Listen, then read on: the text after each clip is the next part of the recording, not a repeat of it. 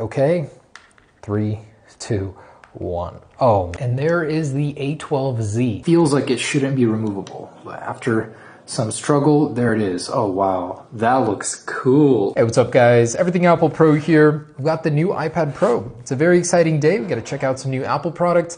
And I want to see, does it still bend? The tendency for the old iPad Pros to turn into this was actually quite high. If you don't have a case on it that's structural, it's very possible you could bend it in day-to-day usage. So let's see if Apple fixed that.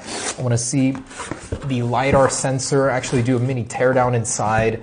Take a look at that. And the office is in process. We're still figuring things out. Very excited to finish all my part boards and start the iPad line also. This is technically the second generation 11-inch iPad. Apple calls the new 12.9-inch the fourth generation, as there have been 4 generations of it. So if any of you guys were confused about that, that's what that is. As usual, always very difficult to open. Ooh. Nice paper. Apple's been minimizing the use of plastic, and there's that lens. Ooh, actually like neat and tidy, not at all as crazy as I expected it to be. The lenses are a little bit smaller than the 11 Pro. Here, we'll get a full overview in just a second. Very nice. So it feels pretty much identical to the old one. The Wi-Fi and LTE versions are 5 grams heavier now. Wi-Fi is 4, LTE 5. It's very possible that Apple did make some structural changes on the inside. And of course you have your 18-watt plug, as well as the cable, like the little indent here for the camera lens. All right, so if you remember last year, we did the bend test. Yeah, oh my gosh, that is literally like silly putty. And it bent like candy, like it was so simple to do, and structurally very weak around the smart connector here. The new iPad Pro now has 5 microphones. The one by the lens, much bigger, but still not as big as the 11 Pro one here. It's interesting that it's a smaller version of this on an iPad. And again, the sensor is 10 megapixels, so it doesn't need to be quite as large. It's just very surprising to see how subtle it is. The bumps are much smaller than the 11 Pro series. And the LiDAR sensor, smooth, but very discernible. It's comprised of 2 elements. I want to take a look at that, see if we can learn anything about what Apple will do for the 12 Pro from this sensor. A little disappointed that Apple didn't experiment with colors. I wanted to see a midnight green iPad Pro or a rose gold for this series. But I guess there's always the refresh later this year with the Apple A14X. I find it interesting that Apple is doing 2 refreshes of the iPad Pro in the same year. Last time they did that with the iPad 4 series, there were a lot of angry customers, and they're doing it again. They'll be adding 5G to the iPad Pro later this year and launching alongside the new iPhones, or so we hear from the leaks. But don't let that stop you buying the iPad Pro you want to get now, because the leaks game, it never ends. Ooh, I really like the new camera interface. So definitely taken from the iPhone 11 Pro series. We have a new zoom button here on the left. Previously, it was this slider. So like the old iPad, it does display the badge. You still cannot change the video settings from in here. There's the zoom. Very nice, very fluid. And it's 10 megapixels, not 12 of the 11 Pro, but still seems adequate here. So take a look at that lens. I mean, we're gonna compare them in a little bit, but there are magnets placed everywhere. So we'll be developing our own case, and depending on how this does, we might add a rigid X brace inside, or we'll experiment with a couple options, but I want to make a very rigid case, something that'll ensure that this does not bend under normal use. Apple officially didn't say anything about it becoming stronger like they did with the 6S. That one they just silently updated to aluminum 7000 series. Okay, 3, 2, 1. Oh man, like butter. Yeah. Too easy. So, other side, just for proof of concept. Yeah, that's just like that. Aluminum still bends and breaks. Stress fracture right there. Still able to use it. This is not the foldable we were promised from Apple. Wow. Too easy. So we'll take a look in a second, but it appears that Apple has not made any changes whatsoever to reinforce this iPad. It's still just as bendable, and I could see this bending with it. In your backpack, of course, is where it's going to be bending. Speaking of, I think Apple would do a great job on a foldable, and apparently they will be doing one. Okay, Now, it doesn't appear that the microphone side, oh, actually it did crack. So with heavy pressure, it will crack, but you have to get to a certain point where that needs to happen. Yeah, that's just gnarly. I mean, pretty much what I expected. Now let's take a look inside and let's unfold it first. Oh, not much better. Yikes. So as you can see, I can easily manipulate it with my hands. Most of the structural integrity is in the screen. Believe it or not, this thing is so easy to bend. You guys absolutely need a case. And microphone area up here. Oh, wow.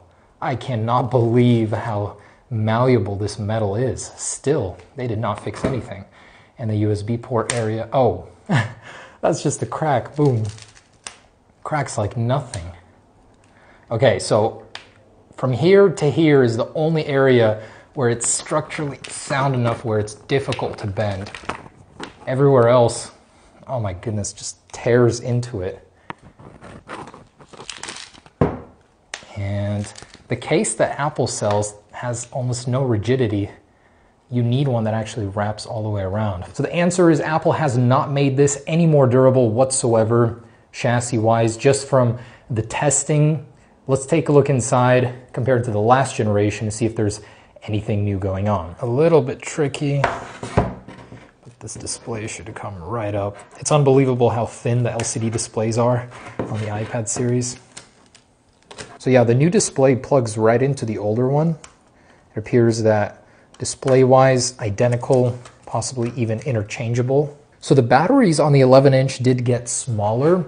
They're now rated at 7,540 versus 7,812. Apple, as ever, tinkering and optimizing. Speakers appear to be exactly the same. It appears that they're not using screws anymore on the thermal protection over the processor. It's now just a removable sticker. It's just a straight peel up.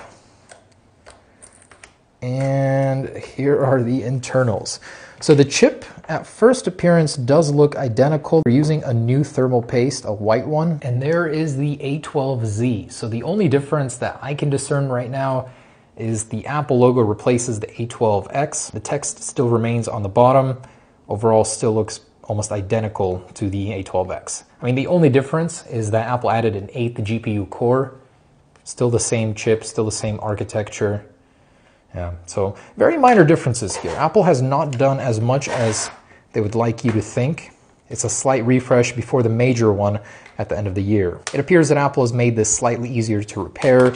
There are a few differences in the chip placements and components, and this connector seems to be all, oh, there's a little cover on it, I see. Now there are a few proprietary screws around the camera lens. Apple clearly does not want you inside of here. And this may be because of the LiDAR sensor, but it's all fused together on one little platform here. It feels like it shouldn't be removable, but after some struggle, there it is. Oh wow, that looks cool. Man, so we have a look at what it could possibly look like on the iPhone 12. Look at the design differences versus the 11 Pro series. How cool is that? Wow. So Apple is seriously stepping their game up here. And the camera module itself is smaller. The 3D sensor just looks so neat up close. That is seriously next level. So one of those is the time of flight, one the LiDAR sensor, and they work together. Actually looks completely different than the teardown that Apple gave us, maybe to throw some people off. That's very interesting to me how different it looks. And here's that sensor. So not quite a perfect circle like it seems outside. And some other changes that I noticed. Apple didn't actually make anything structurally different. In fact, a lot of the CNC lines are exactly the same. What they did add is a thermal strip here on the left. This is likely to help with the cooling. As they said, they reworked that on these new iPad Pros to handle 4K workloads. Cut patterns are all the same. It makes sense why it feels the same. All the placement of the magnets is identical. So it's quite clear that Apple did not do structural reinforcements, and it's unfortunate, but you definitely need to treat your iPad with care as it's a very delicate object. Man, I love seeing the internals of Apple products. The miniaturization, man, it's getting to a whole nother level. This is the future, the A12Z and the LiDAR sensor. So cool. Well, there it is, guys. The 2020 iPad Pros, not any more structurally sound, but Apple did make some improvements on the inside to the thermal management, the new Apple processor with the Apple logo on it, the 12Z. I'm curious to see how much faster or slower it'll be versus the X and the Apple A13, so I'll be doing some testing there. There's the most impressive part of the video, the time of flight sensor and the reworked lens, more compact. The engineering here is insane. And a slightly smaller battery. And the reworked components here, placements. Overall, though, mostly the same. Thanks for watching, guys. Stay tuned for the next one. Peace.